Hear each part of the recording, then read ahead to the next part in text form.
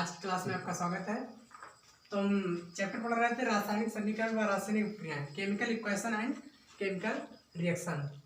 तो हमने लगभग इस चैप्टर में काफ़ी चीज़ें बता दी है। कल हम बता रहे थे समीकरणों को लिखना सिखाया था आपको, तो समीकरण को लिखना हम सीख गए हैं। तो अब आगे बढ़ते हैं। आज हम पढ़ेंगे रासायनिक जो समीकरण होते हैं उनके महत्व क्या होते हैं।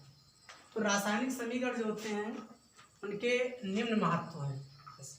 रासायनिक समीकरण के द्वारा हमें बहुत सारी चीज़ों के बारे में जानकारी मिलती है।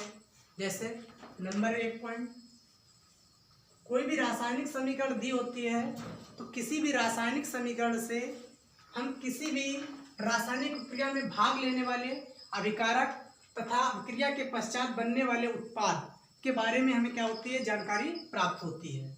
फिर नंबर 2 पॉइंट, किसी भी रासायनिक समीकरण में जो भाग ले रहे परमाणु होते हैं उनके सूत्रों के बारे में जानकारी मिलती है। किसके बारे में?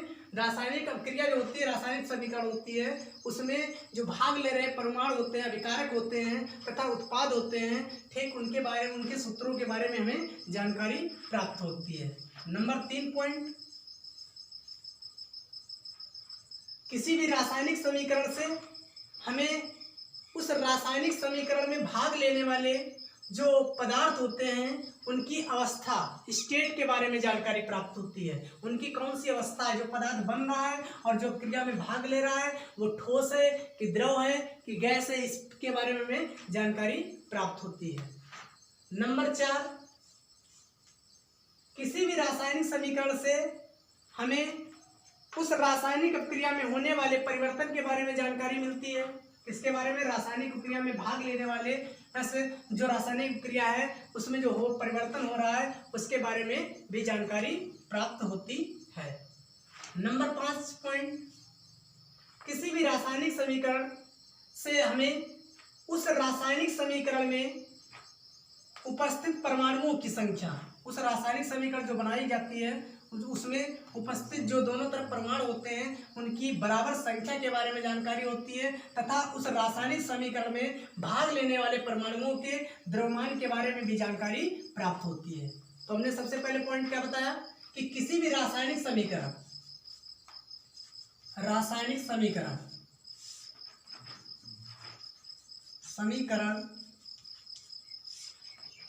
से अभिकारक तथा उत्पाद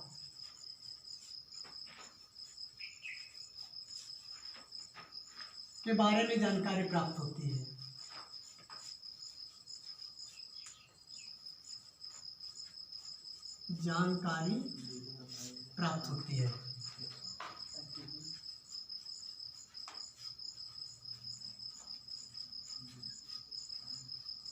नंबर 2 पॉइंट क्या बताया? किसी भी रासायनिक समीकरण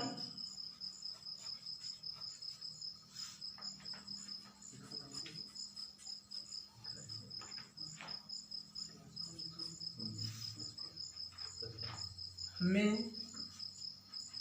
अभिकारक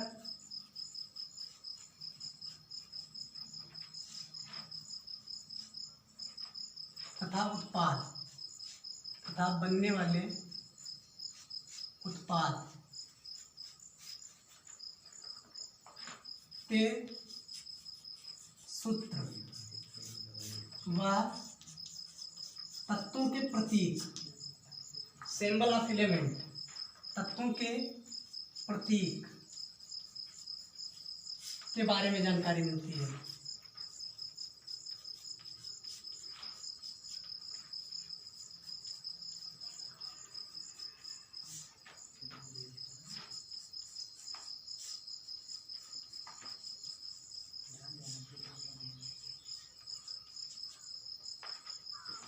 फिर नंबर 3 पॉइंट,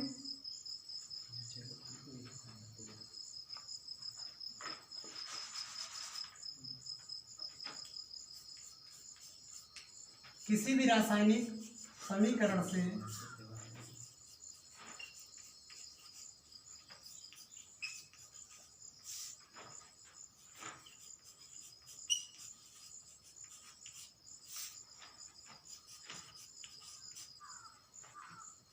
अभिक्रिया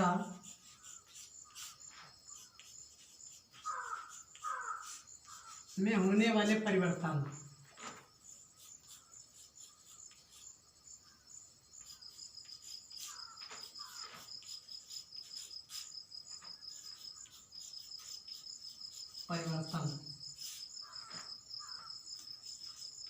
के बारे में जानकारी प्राप्त होती है।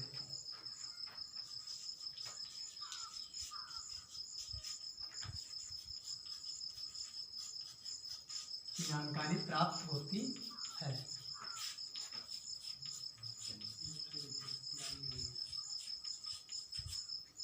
ठीक, तो पहला पॉइंट हमने क्या बताया, किसी भी रासायनिक समीकरण से अभिकारक तथा उत्पाद के बारे में जानकारी प्राप्त होती है। किसी भी रासायनिक समीकरण से अभिकारक तथा उत्पाद के सूत्रों व तत्वों के प्रतीक के बारे में जानकारी प्राप्त होती है। फिर नंबर 3 पॉइंट, किसी रासायनिक समीकरण से अपक्रिया में होने वाले परिवर्तन के बारे में जानकारी प्राप्त होती है। नंबर 4 पॉइंट, कोई भी रासायनिक समीकरण अगर है तो रासायनिक समीकरण से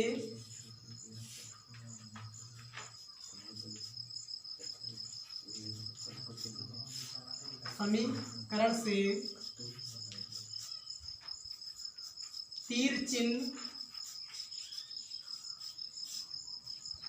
चिन्ह के दोनों तरफ, तीर चिन्ह के दोनों तरफ तत्वों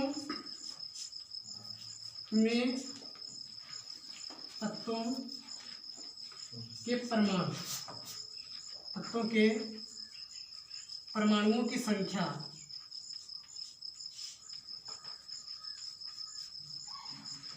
के बारे में जानकारी प्राप्त होती है।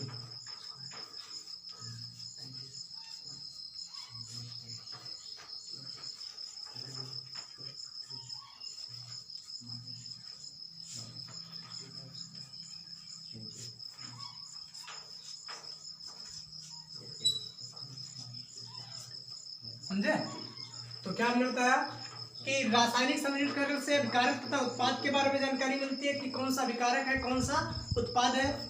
रासायनिक समीकरण से अभिकारक तथा बनने वाले उत्पाद के सूत्रों व तत्वों के बारे, प्रतीक के बारे में जानकारी प्राप्त होती है कि जो रासायनिक समीकरण में अभिकारक तथा उत्पाद बना है, ठीक, उसके तत्व क्या है, प्रतीक कौन सा है, इसके बारे में जानकारी प्राप्त होती है। किसी रासायनिक समीकरण से अभिक्रिया में होने वाले परिवर्तन के बारे में भी जानकारी प्राप्त होती है। और एक बात आपको बता दें कि कोई भी रासायनिक समीकरण है, रासायनिक समीकरण में जो भाग ले रहे परमाणु होते हैं, अब उनकी अवस्थाएं कौन कौन सी हैं, इस बात के बारे में भी हमें जानकारी प्राप्त होती है। और फिर नंबर 4 पॉइंट हमने बताया कि रासायनिक समीकरण, कोई भी केमिकल इक्वेशन दिया है तो उसमें जो तीर चिन्ह लगा होता है, एरो से लगा होता है, उसके दोनों तरफ तत्वों में जो उपस्थित परमाणु होते हैं उनकी संख्या जो होती है वो क्या होती है, बराबर होती है। उसके बारे में भी हमें जानकारी मिलती है। फिर एक पॉइंट और है, 5 नंबर पॉइंट, कि किसी भी रासायनिक समीकरण में जो भाग ले रहे परमाणु होते हैं उनके द्रव्यमान के बारे में भी हमें जानकारी प्राप्त होती है। तो ये है रासायनिक समीकरण के महत्व। तो हम समझ गए कि हमारे रासायनिक समीकरण जो हैं, केमिकल इक्वेशन हैं, उनका महत्व क्या है। ठीक, आगे हम यहाँ से नेक्स्ट टॉपिक की बात करते हैं। अब हम पढ़ेंगे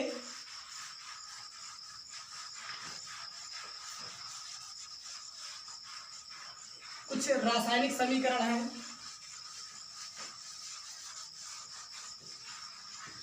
जैसे संयोजन। रासायनिक अपक्रियाएं हैं संयोजन अपक्रिया।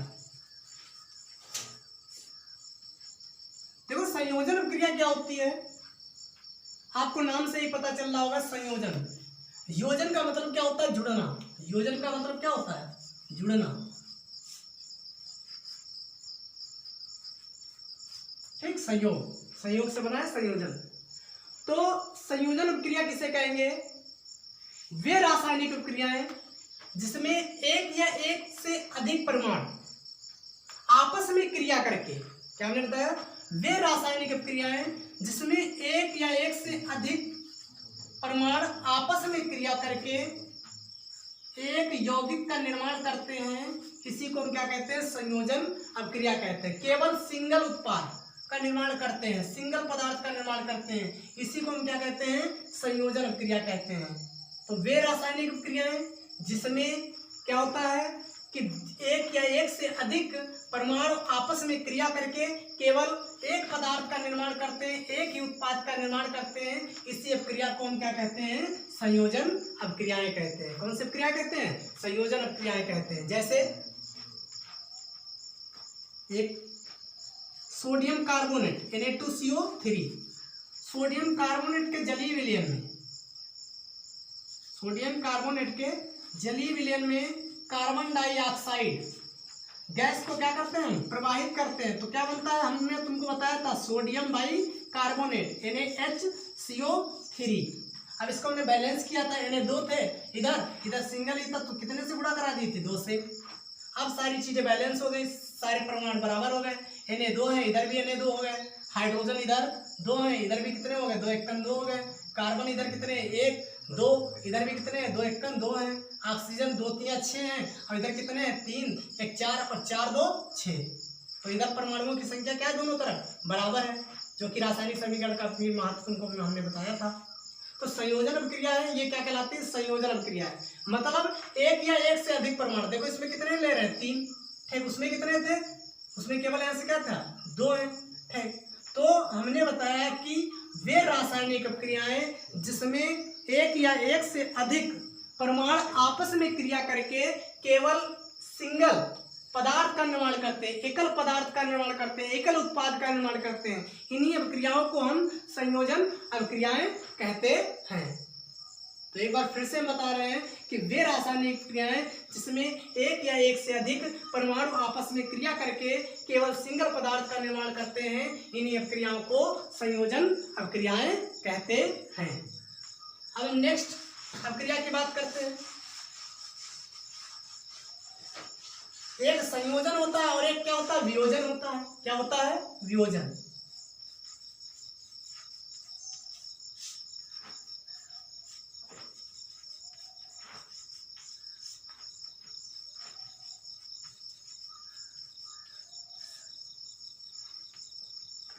वियोजन अभिक्रियाएं क्या होती हैं, वियोजन का मतलब होता है टूटना। वियोजन का मतलब क्या होता है, टूटना, अलग होना। तो वियोजन अभिक्रियाएं क्या होती हैं, वे रासायनिक अभिक्रियाएं होती हैं जिसमें कोई यौगिक, क्या होता है, कोई यौगिक एक या एक से अधिक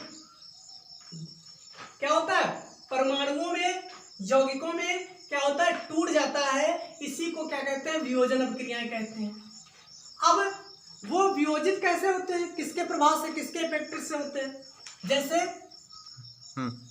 किसी भी पदार्थ का वियोजन होना है तो कैसे होता है, किसके प्रभाव से होता है, या तो उष्मा की जरूरत होती है, हीट से होता है कोई पदार्थ वियोजित, या फिर किसके प्रभाव से, प्रकाश के प्रभाव से होगा। किसके प्रभाव से, प्रकाश के, लाइट से,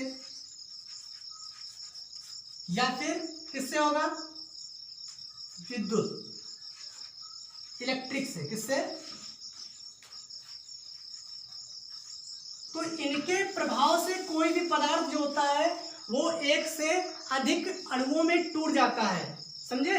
तो इन्हीं अभिक्रियाओं को क्या कहते हैं, वियोजन अभिक्रियाएं कहते हैं। क्या कहते हैं, वियोजन अभिक्रियाएं। तो हमने क्या बताया, वियोजन अभिक्रियाएं क्या होती हैं, वे रासायनिक अभिक्रियाएं होती हैं जिसमें कोई सिंगल पदार्थ जो होता है वो ऊष्मा या फिर प्रकाश या विद्युत के प्रभाव से एक से अधिक पदार्थों में क्या होता है, वियोजित हो जाता है, टूट जाता है। इसी अभिक्रियाओं को हम वियोजन अभिक्रियाएं कहते हैं। तो ये कितने प्रकार की हो गई अभिक्रियाएं, 3 प्रकार की होती है। कौन कौन से, ऐसे ऊष्मीय वियोजन अभिक्रियाएं, प्रकाश वियोजन अभिक्रियाएं, विद्युत वियोजन अभिक्रियाएं। कितने प्रकार की हो गई, ऊष्मा वियोजन, एक प्रकाश वियोजन और विद्युत वियोजन। तो सिंपल सी बात है, ऊष्मीय वियोजन क्या होता है, वे रासायनिक अभिक्रियाएं जो ऊष्मा के द्वारा संपन्न होती हैं उन्हें ऊष्मीय वियोजन कहते हैं। प्रकाश वियोजन, वे वियोजन अभिक्रियाएं, वे रासायनिक अभिक्रियाएं जो प्रकाश के द्वारा, सूर्य के प्रकाश के द्वारा संपन्न होती हैं उन्हें प्रकाशीय वियोजन कहते हैं। विद्युत वियोजन, वे ऐसे रासायनिक अभिक्रियाएं जो बिजली के द्वारा, मतलब विद्युत के द्वारा क्या होती हैं, संपन्न होती है उसे विद्युत वियोजन कहते हैं। तो बात समझ में आ गई होगी। तो आज की क्लास हम यहीं पर वाइंड अप करते हैं, फिर आगे आपको मिलेंगे नए टॉपिक के साथ। धन्यवाद।